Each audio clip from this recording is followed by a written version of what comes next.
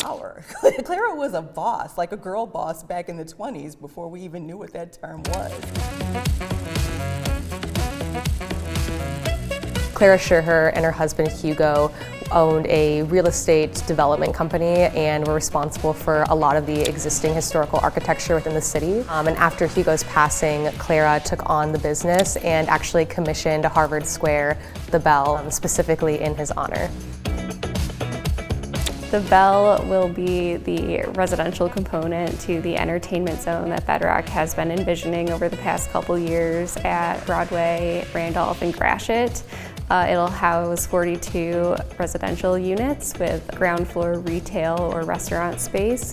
Clara is one of the only women in the central business district of downtown Detroit to have commissioned a building in about the 1920s. Construction wrapped up in about 1926, but as far as we can tell, drawings started in about 1924 or 1925. In fact, we have one of the most complete photograph series of the construction process, where photos were taken nearly every 2 weeks in construction, so that's been instrumental in our restoration process.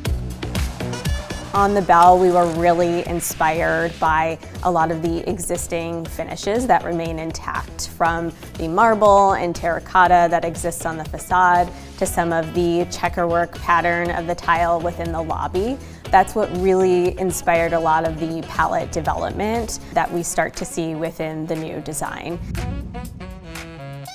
When you hear about Detroit architecture, you hear about people like Louis Camper, Albert Kahn, Minoru Yamasaki. You don't hear names of women, you don't hear names of people of color. So to know that Clara Scherer had such an impact on the Detroit landscape and Detroit architecture, and to have her building come to life this way, I think speaks volumes to how many unsung stories about women architects there are out there. The Belle itself, for someone who is a Belle, is someone who's alluring, someone you can't take your eyes off of, someone who kind of commands attention. And we like to kind of look at Clara as the muse. She was someone who made her mark and wasn't afraid to go outside what was societally normal for the time. In a way, she's our Belle.